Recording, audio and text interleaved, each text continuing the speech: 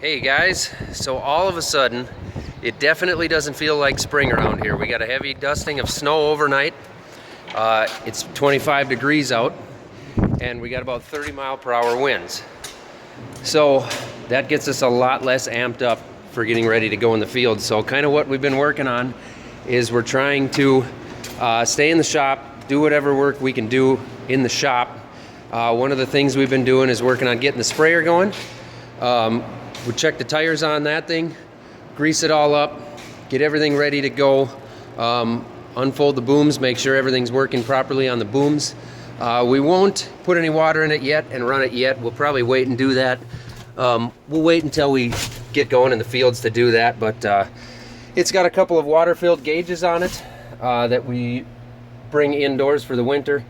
So I put those on it yesterday. It's got the controls here to run the hydraulics. We hooked that up and we've put the computers, set the computers up, so we've got everything hooked up to run this machine.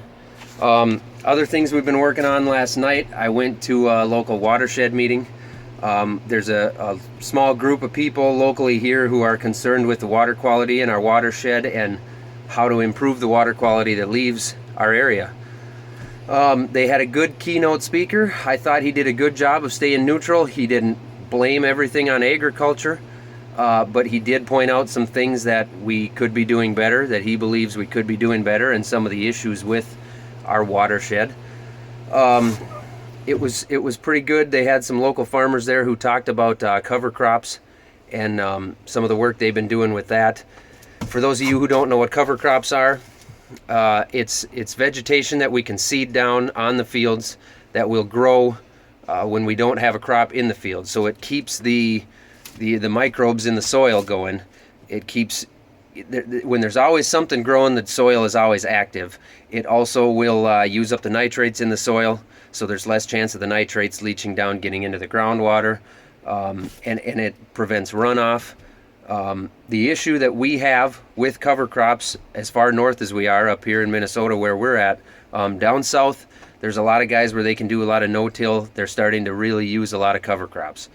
Around here, we're so far north where we have issues with getting it down in time and getting it incorporated to get it growing so that we have some vegetation there before it winter kills from the freezing. And we're also a little bit concerned with maybe having too much vegetation on in the spring. If that vegetation is still there and it hasn't been worked up, which is the point of putting the cover crop down for the winter, to prevent soil erosion, whether it be from rain or from wind.